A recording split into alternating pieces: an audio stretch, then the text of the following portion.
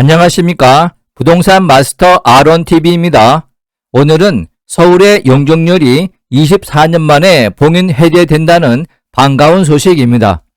인구 감소와 공사비가 급등하는 시기에 조례보다 용적률이 낮아 글로벌 도시 경쟁력을 키우려면 개발 규제 완화가 불가피하다는 전망입니다. 종상향으로 용적률 5배까지 파급 효과가 큰 역세권 고밀 복합 개발, 노선형 상업지, 관광 인프라로 우암시설, 녹지 등을 조성하면 추가 용적률을 부과해 개발을 활성화한다는 계획입니다. 어떠한 내용이 담겨져 있는지 살펴보도록 하겠습니다.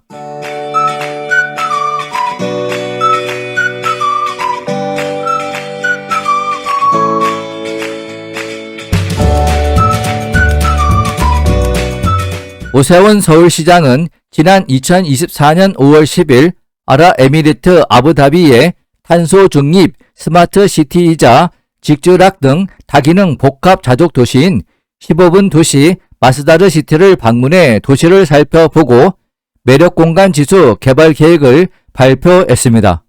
매력 공간 지수는 특정 지역이 주거, 일자리, 여가 등 3가지 차원에서 얼마나 살기 좋은지를 보여주는 지표입니다.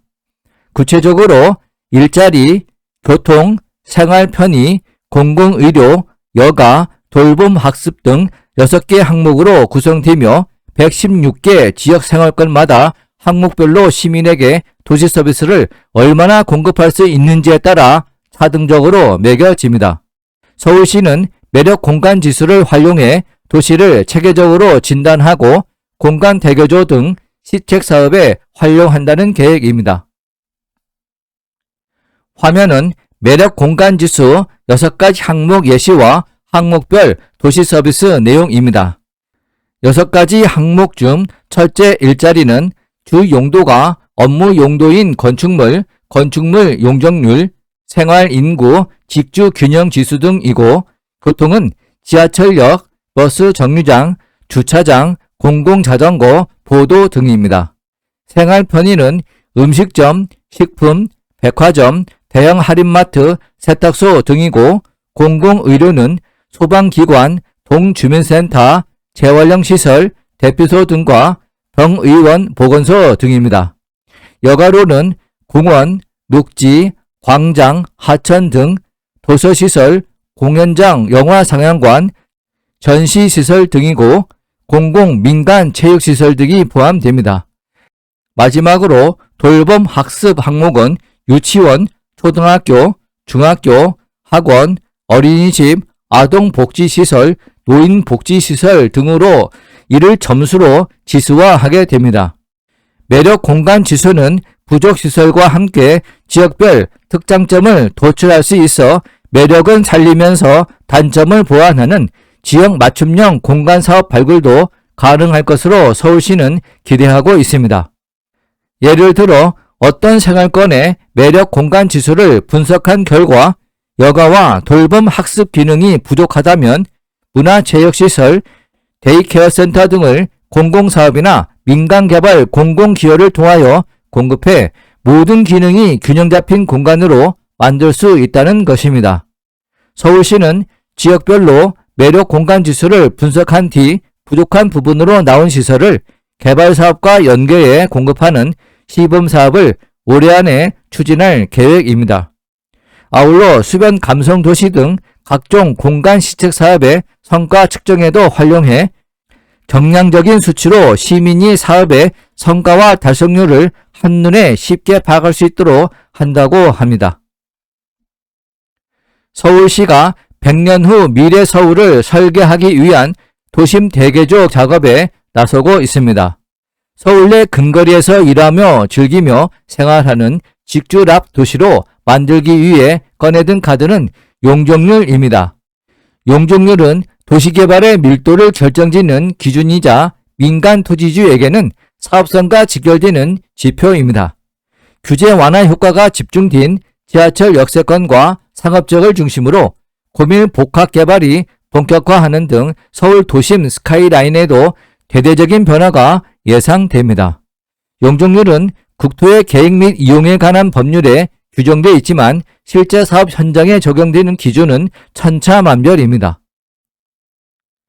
용적률은 지방자치단체가 각자 도시계획 조례로 정해 관리하고 있으며 용도 지역과 사업 방식에 따라서도 적용되는 기준이 각각 다릅니다. 서울시는 그동안 용적률이란 유인책을 이용해 도시 경관뿐만 아니라 교통, 환경 문제 등을 관리해 왔습니다. 공개 공지 조성, 친환경계획 이행, 주차 및 차량 동선 준수, 공공시설의 기부 체납 등을 이행하면 추가로 용적률을 주는 그런 방식입니다. 땅값이 비싼 서울은 체계적 관리 필요성이 상대적으로 큽니다. 용적률 체계가 복잡해진 이유입니다. 재건축 재개발을 비롯해 무화주택, 무화타운, 역세권 활성화 사업, 사전협상 제도 등 사업마다 다른 기준이 적용되고 용적률 자체도 기준, 허용, 상한 등으로 구분해 세부 관리하고 있습니다. 예를 들어 서울 재건축 재개발 사업에 적용되는 도시 및 주거환경 정비 기본계획에서 3종 일반 주거지역 용적률은 오른쪽 표와 같이 기준 용적률, 허용 용적률, 상한 용적률, 법적 상한 용적률 등과 같이 4단계로 나눠볼 수 있습니다. 이렇게 복잡하게 되어 있으니 서울 내에서도 사업별 용적률 체계를 정확하게 알고 있는 담당자를 찾기 어렵다는 말이 나오고 있는 이유입니다. 서울의 3종 일반 주거지역에서 아파트를 지을 때 기존 용적률 210%를 주고 만약 단지 디자인을 우수하게 설계하거나 공개 공지를 조성하면 20%포인트의 인센티브를 줘서 허용 용적률을 230%까지 받을 수 있습니다. 여기에 기부 체납을 하기로 하면 추가로 20%포인트의 용적률을 더 받아서 상한 용적률을 250%까지 높일 수 있으며 또 용적률 증가분의 절반을 임대주택으로 지으면 3종 일반 주거지역의 법적 상한 용적률인 300%를 다 채울 수 있는 것입니다. 따라서 원래 용적률이 200%가 넘는 기존 아파트는 재건축을 한다 해도 이전보다 세대수를 많이 늘릴 수 없어서 사업성이 떨어지게 됩니다. 하지만 이번에 서울시가 이러한 아파트들에 대해서는 현재 용적률을 허용 용적률로 인정해주고 과밀 정도를 고려해 법적 상한 용적률을 1.2배까지 늘려주기로 했습니다. 이렇게 되면 3종 일반 주거지역은 최대 360%까지 용적률이 높아진다는 것입니다. 현재 용적률이 200%대인 아파트들도 재건축에 도전할 수 있는 길이 열린 것입니다. 실제로 서울시는 서울 내 용적률이 230%가 넘는 149개 단지 8만 7천 가구가 재건축에 도전할 수 있을 것으로 예상하고 있습니다. 서울시 용적률 체계의 특징 중 하나는 법보다 낮게 설정되어 있다는 점입니다. 민간 개발을 활용해 최대한 더 많은 공공성과 계획적 개발을 끌어내려다 보니 나타난 결과입니다. 예를 들어 서울시 도시계획 조례에선 3종 일반 주거지역 용적률을 법 상한 300%보다 50%포인트 낮은 250%로 규정합니다. 도시개발 관리의 기본 틀인 지구단위 계획구역에서는 준주거 상업지역 기준 용적률을 조례 용적률보다 100에서 300% 낮게 설정해 놨습니다. 화면은 국토의 계획 및 이용에 관한 법률 시행령과 서울특별시 도시계획 조례에서 지정한 용도 지역 중 일부를 표시한 것입니다. 용적률은 법적 상한보다 지자체의 용적률이 난개발 등을 방지하기 위해 낮게 설정되어 있습니다. 표에서와 같이 3종 일반 주거지역의 경우 법적 상한 국계법상 최대치는 300%이지만 서울시 조례에서는 250% 이하로 50%가 더 작습니다. 준주거지역의 경우도 조례가 400%로 국계법보다 100%가 적은 것을 알 수 있습니다. 서울시가 24년 만에 꺼내든 용적률 합리화 방안은 지금까지의 기조를 흔든다는 점에서 파격이라는 평가를 받고 있습니다. 낮게 설정되어 있던 기준 용적률을 끌어올리고 미래 도시 공간에 맞는 각종 인센티브를 도입해 추가 용적률을 받을 수 있도록 했습니다. 총 4단계에 이르는 용도지역 상향도 허용하기로 했습니다. 용적률 규제 완화가 집중되는 곳은 역세권 활성화 사업이 이루어지는 지하철역 주변입니다. 2019년 도입된 이 사업은 지하철역 승강장 경계로부터 반경 350m 안에 있는 1,500에서 1만 제곱미터 용지의 용도지역을 올려주고 늘어난 용적률의 절반을 공공기여로 받게 됩니다. 2040 서울도시기본계획에 따르면 서울은 3개 도심, 7개 광역 중심, 12개 지역 중심으로 나누는데 3개 도심은 광화문, 강남, 여의도 등이고 7개 광역 중심은 용산, 청량리 왕십리, 창동 상계, 상암 수색, 마곡, 가산 대림, 잠실 등입니다. 이 중 용산은 광화문, 여의도, 강남이란 3도심의 한가운데에 위치해 있습니다.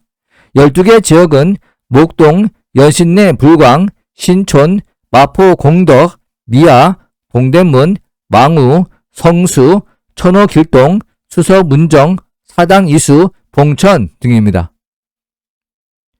지하철역 주변만 가능했던 사업 대상지는 간선 도로변에 노선형 상업지역까지 확대하기로 했습니다. 도산대로, 강남대로, 언주로 일대 94만 9천 제곱미터가 대상지로 추가됐습니다. 또 관광 숙박시설, 친환경 건축물, 창의 혁신 디자인에 대한 용적률 인센티브를 추가로 도입합니다. 역 주변은 2단계까지만 허용하던 용도지역 상향을 최대 4단계까지 가능하게 했습니다. 예를 들어 3도심과 용산, 잠실, 마곡 등 7개 광역 중심에 속한 역세권 2종 일반 주거지역이 4단계가 높은 일반 상업지역까지 올라갈 수 있는 것입니다. 최대 200%였던 용적률이 기존의 5배가 넘는 1100%로 늘어나는 것입니다.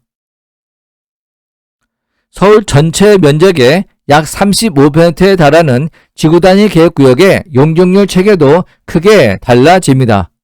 800%까지만 가능했던 일반 상업지역의 용적률을 공개공지 조성 인센티브를 적용해 최대 960%까지 허용합니다. 상향된 용적률의 절반은 공공기여를 해야 합니다.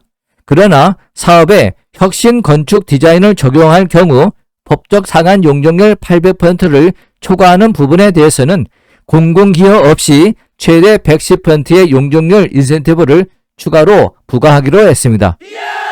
관광 숙박시설을 일정 비율 이상 넣는 경우에도 공공기여 없이 120%까지 추가 용적률을 받을 수 있습니다.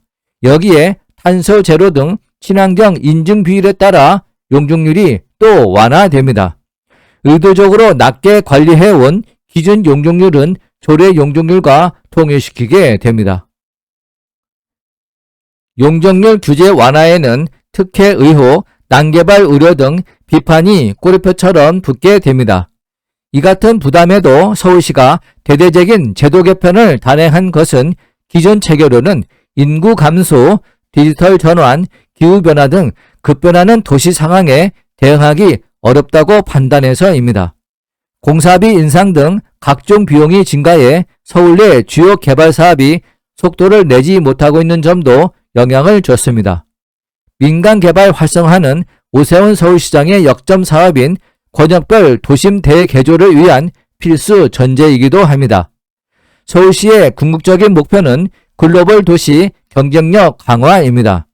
발전 잠재력과 파급력이 큰 지하철역 주변은 직주 근접 콤팩트 시티로 개발을 유도하고 노선형 상업지에는 국제 업무 및 관광 인프라가 조성되도록 할 것입니다. 서울시는 실제 개발될 수 있도록 규제를 완화하면서 도시 환경을 개선하고 시민의 삶의 질도 높일 수 있도록 한다는 계획입니다. 큰 기대를 해봐도 좋을 것입니다. 본 강좌가 유용했다면 구독과 좋아요 꾹 눌러주시고 궁금한 점은 댓글을 남겨주시기 바랍니다. 감사합니다.